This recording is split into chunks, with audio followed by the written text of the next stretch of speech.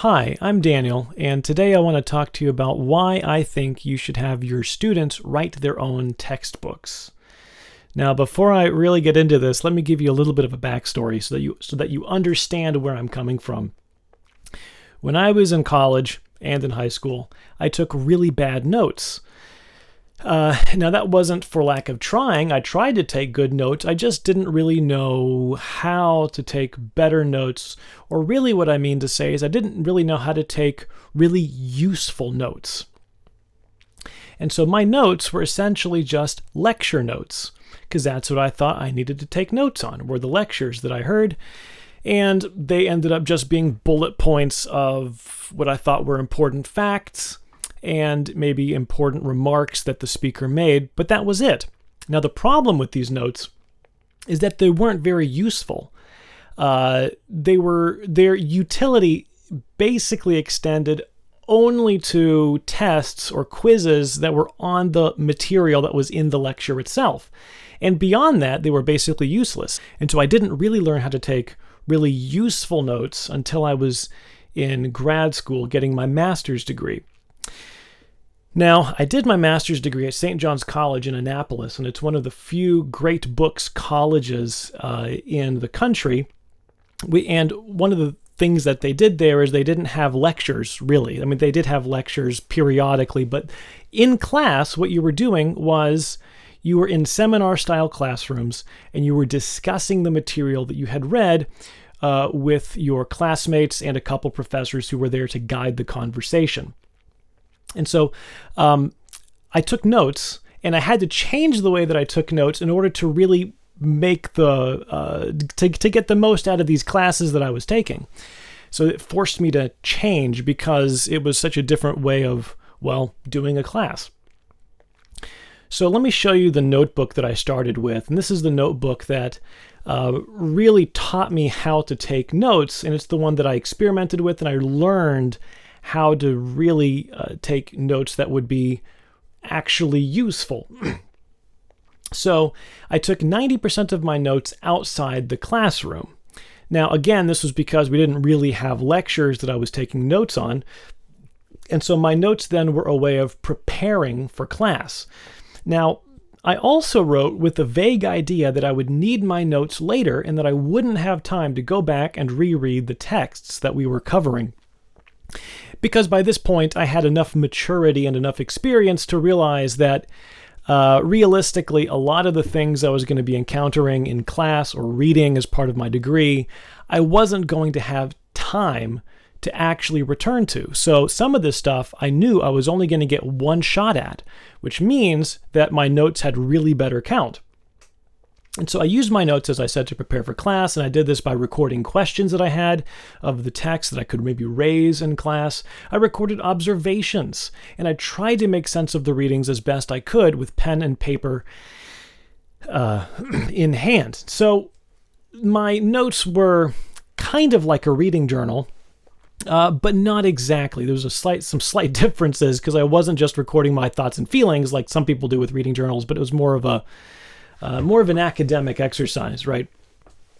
Now, the point is that these notes made a huge difference for me. Once I figured out how to do this, my ability to understand and comprehend the material increased dramatically, as did my ability to review, because now I actually had a record of everything I had thought and asked myself as I was reading, and of all of the important information that I had encountered in the texts. And so when it came time to write a paper or to produce something, I had already a body of knowledge or of thought that I could draw from in order to expand on and produce something like a paper or a presentation.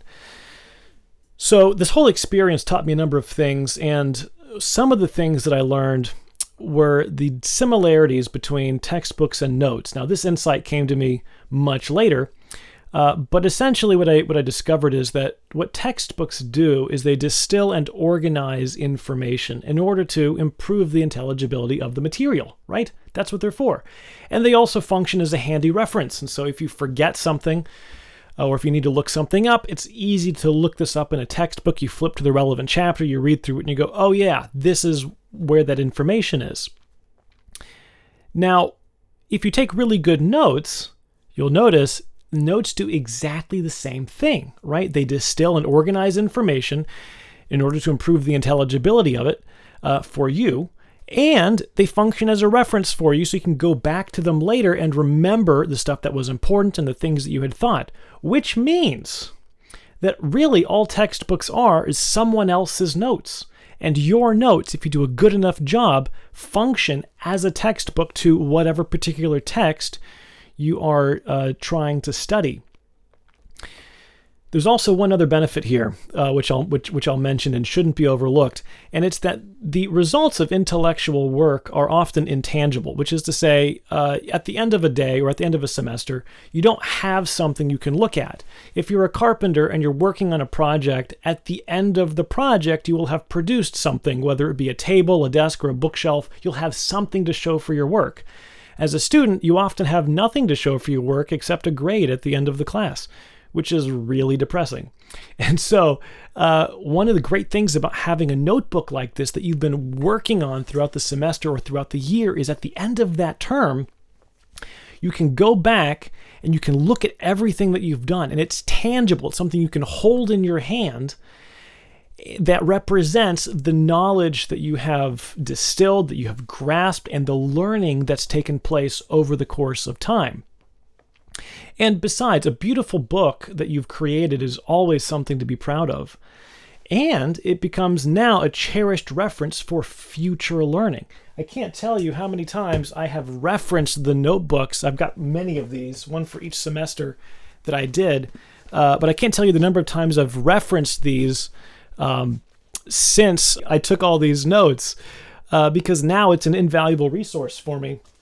It's full of my own thinking, my own observations to a lot of text, which I simply don't have time to go back and revisit. It's super useful. So what are some applications here? Well, we can improve our own learning by doing this for ourselves, and we can teach our students to do this as well, right? And this is especially true if you're guiding them through primary sources.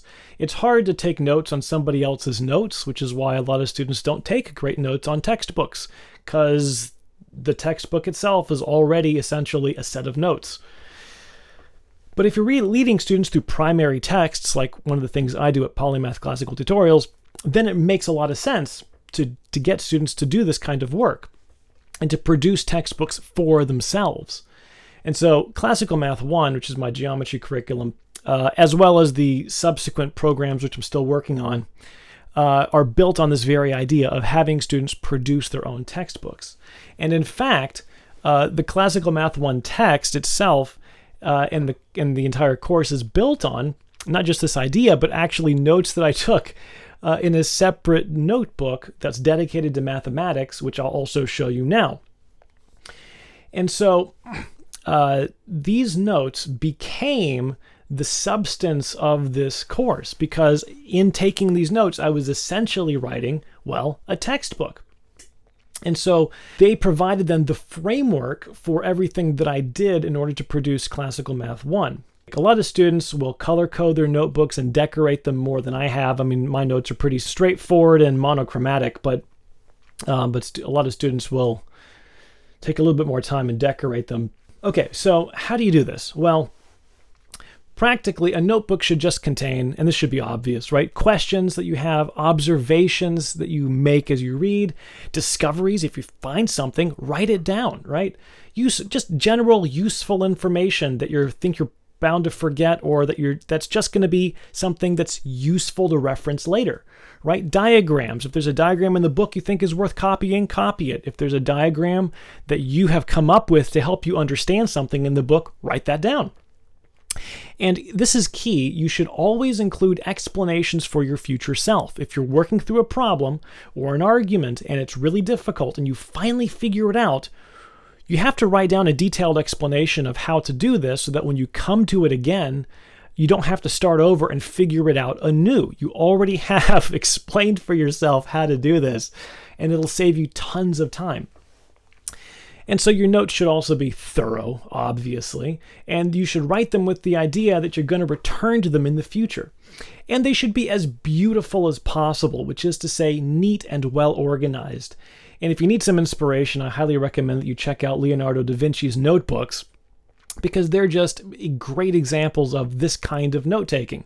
Now, what about math notebooks? If you're thinking, well, how do I take notes on math? Well, it's all of the above, obviously, right? Everything that we've been saying. You can ask questions of problems. And then you should also work out problems that you're encountering with annotations, right? Explaining to yourself how everything fits together. And if you come across constructions, well, obviously you should do the constructions as well.